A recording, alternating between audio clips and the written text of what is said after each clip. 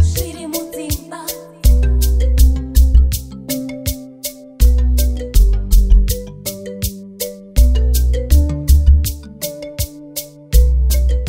Zviri Mudzimba.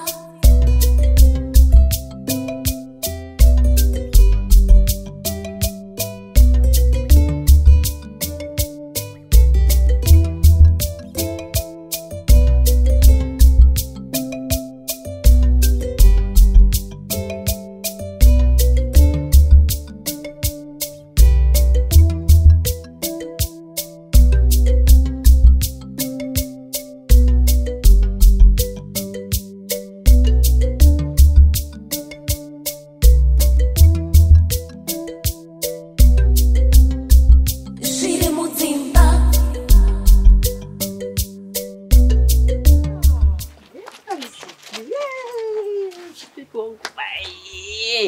Ai makukura skana. Yo. Ndiri pangu. Tiripoza. Makadiwe imi. Tiripoza. Ndikuona ka musikana topedza kugadzirira. Anga achitofara chaizoteka nene nagogo. Aiwa zvikutongooneka. Ndangoti since gogo akataura kuzomutora pa weekend apa. It's okay. Aiwa maita enyi mwana. Kasi mama. Ndikuziva zvangu ndimaita nyoro kuti naizvozvo. Kwadi kuyaiweka. Pana. Indatone nguva sambona maita enyi. Amene ndakapedza kuona riniko. Patone nguva. Ndini zvangu ndoda kumbonogara nemuzukuru wangu. Zvako zvekuti maita nyava kunditumai zvaakana maita nyava.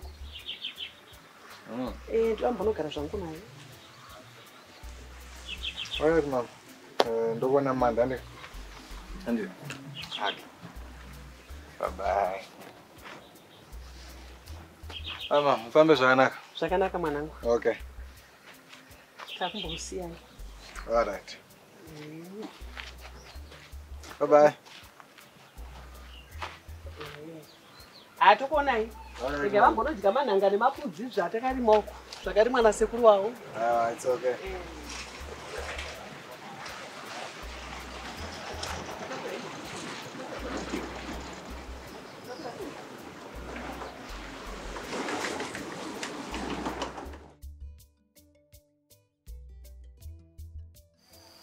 Simba zviri sei? Tanekanguva tisina kuonana takatifunga kuti waifana kumbouya kunokombotiona. Naiguru wako wakadzoka. Uye handisikanzwe zvakanakawo saka kana waona meseji wozondiningirira wozondibata. Alright. Bye.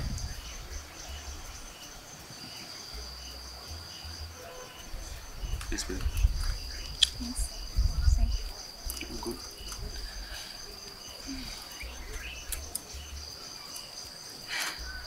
Linda. Yes. I'm ready to go. Kuchi mkatongo.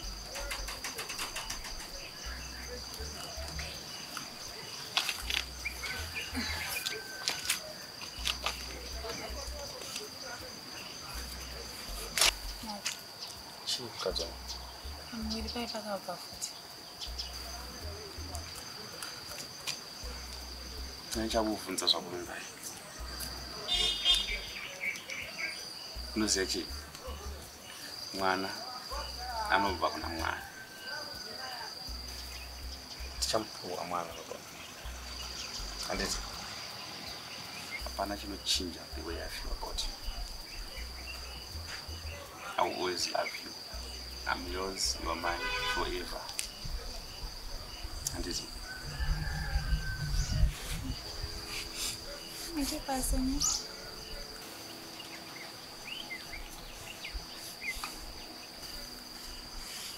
nothing to worry about. Tinoziva kuti zvinhu zviri kunetsa. But hazvifani kubreaka what we have. And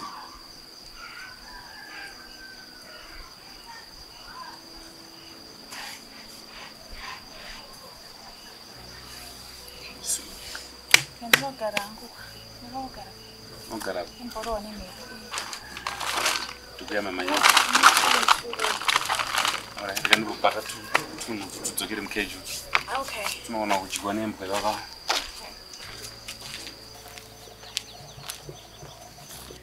Uchada kudzoka futi here next week. Next weekend ndogona kuenda kutora futi kana uchida. Unoda? Ah, good. Wanga chinakidzwa ka. Nyimbo dzine dzichiriko dzangu vachidya dziya ndikubikira nedovi futi handitika nenge riripo tichidya muro wedu nedovi handiti kaswai mwanangu makadii tiripo wamhoresa baba ivi ndamhoresa tete wako Boshwa. Anakidza wako. Good. Maji wako. Akubikira nyama ere goba. Sure. Kwa watu ndisira.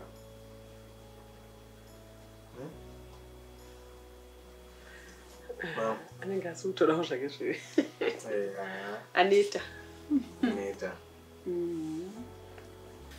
Saka kuri sei kuno? Kuno kwakanaka. Handiti. Kunosai kumba. Kumba kwakanaka zvawo.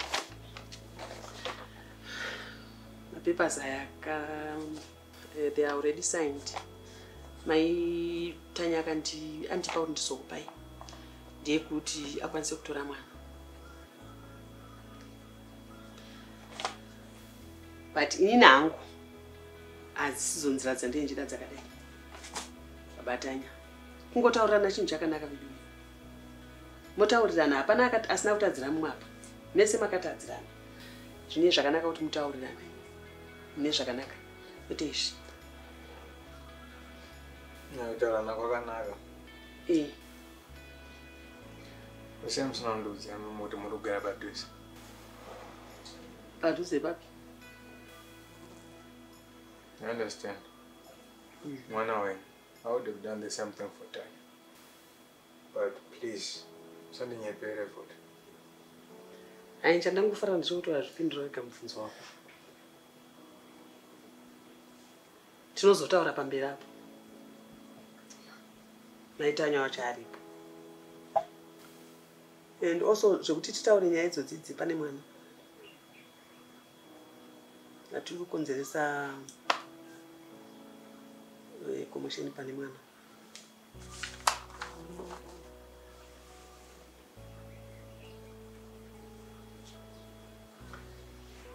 Take them back. She will never have my daughter.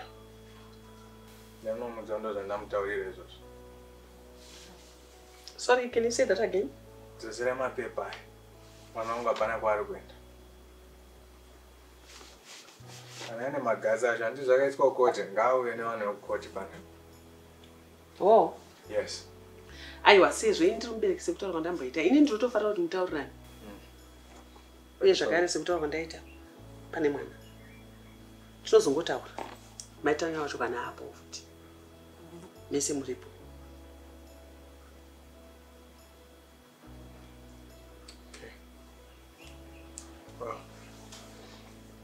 Urudzokera kumba ukaira mukwenda kumusha achatoziva. Mibvunzo yenyu muri kuti yabatanya. Ndiregai zvangu nditore zvana nemuzukuru wangu. Ndosati tichitaura yagara zvakanaka. Chete. Zvekuzoda kuti bvunza izvo zvinonetsa. Inini ndikuenda kumba. Kwandabva. Okay. No moreza. Zvakanaka mwanangu. Ndinokwazisa. Sisi makutosowa kudara kuti ndakudzokera. Tikusiyana baba. Musara nati tineka. Tuzaenda kutorai pa weekend. Anditi. Cheer up. Smell. Nzoka pisa. Kutsvaga uzi. Komu makwaenda kupi? Nayo ona kufunda kwamajama kwangu. Anonzi manyima imbwa. Neno. Utofunuka. Kama safe. Supira izvi. Mutwara dzamuzwa uchekwe. Ndakutoita kuti mutwara dzako. Ina chifunga ndachira nyoka chamba ndawe nayo. Ndachitombowerenga zvinhu zvanachiverenga. Maswana ntumbo zeti chichikuitika. It's like I don't know, it's middle age crisis. Opane chimweya chiri kungotenderera so. Vana vachachikudaya, havachachikufa. Zvakaoma. Mazana anogona kunzwa kuti pane munhu azviuraya, atauraya munhu wake. Amen, unobva utoshato kuti zviri kufamba sei zvinhu. You fail to understand. Yeah. I think vana baba wedu, vana mai wedu, kunyanya, vana sekuru wedu nana mbuya wedu. Ndo vanhu vakanyatso enjoy Zimbabwe. Isusu tawo umburudzwa takungurudzwa 40 years of hope. Hatisi kuziva tiri kuenda kupi, tiri kubva kupi. Kana idzo pfungwa dzacho dzikaita dzekuita overload. Azingabutadzi. Mazano is easier to snap. But I think it's better kuti vanhu mungutaura so kana munhu chakumisisa kuti munhu unobatsirika. Yeah. Zvinhu zvinenge zvichivanetsa. It's time to vanhu vangoziva kuti kutaura kunobatsira. Kunorerutsa zviri pahanapo. Because ukaramba wakipa zvinhu zviri maurika, uri kugadzira grenade. Exactly. And but no putika uze runorwa papi. Exactly what I'm saying.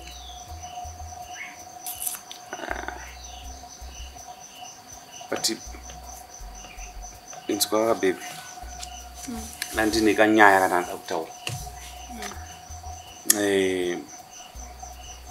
Nachifunga kuti ndanyingofungo zvangu.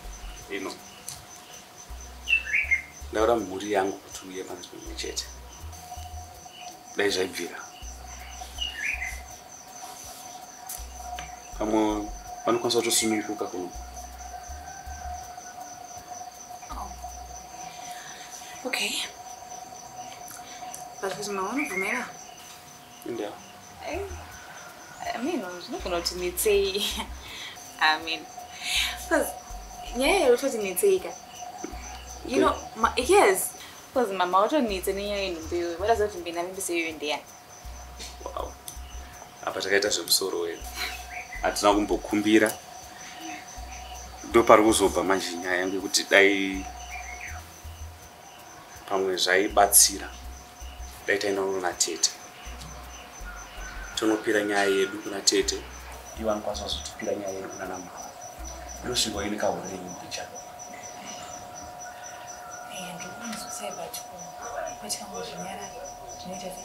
Siya zvakadaro. Baby, inoona zvichiita. I think ukakanganisa. Yedza kugadzira kwawakanganisa. Zvoita kuti uwane respect muupenyu.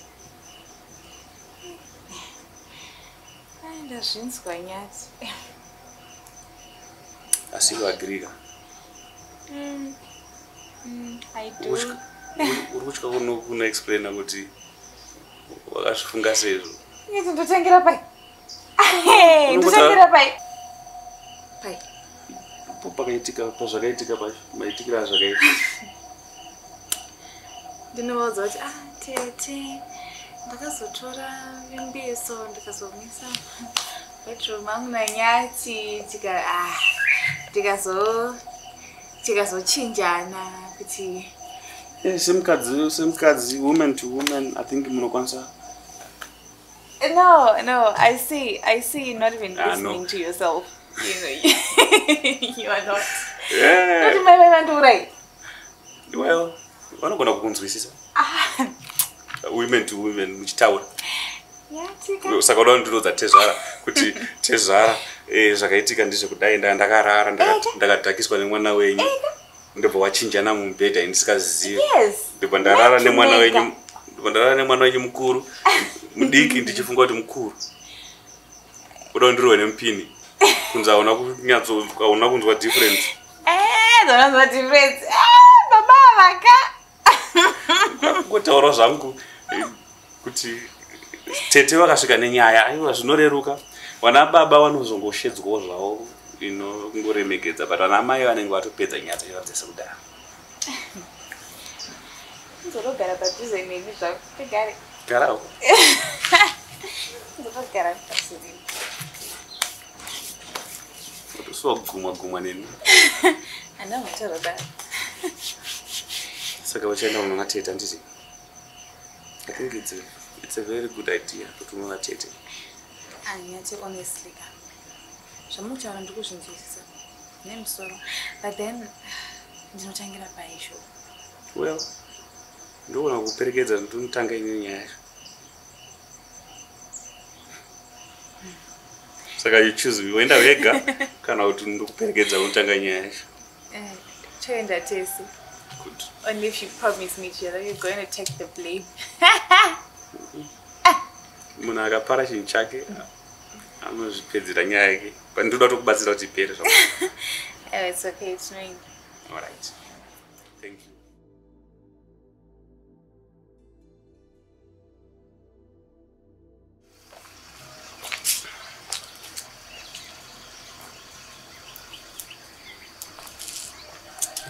Unoziva zvinhu zvinogona kunge zvakaoma hazvona zvichinetsa. As long as I have you, seems like everything is zvinongopfava zvega so.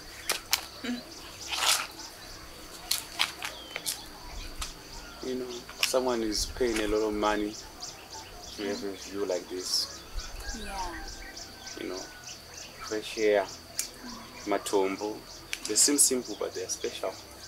Yeah. Trees, and we have it, and we are poor. Yeah, it's nice. Yeah. It's nice. Thank you for being my wife. Oh, babe. Hey, I think I should be thanking you for being my husband, right? Yeah. My better half. My man. My puchununu. I didn't remember you like being treated like kids, so. Yeah, men we are like kids. It's like I never stop giving me candy. Because if you stop giving me candy, I will just go to the next tuck shop and find candy. How can I stop feeding my child candy? Why would think of doing that? What? And this is one of the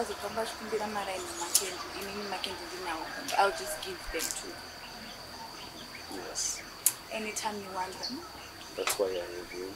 Anyhow you want them. So, wakazofunga nyaya yedu yayi. What is it? I was actually thinking of going there tomorrow. Uraenda mangwana.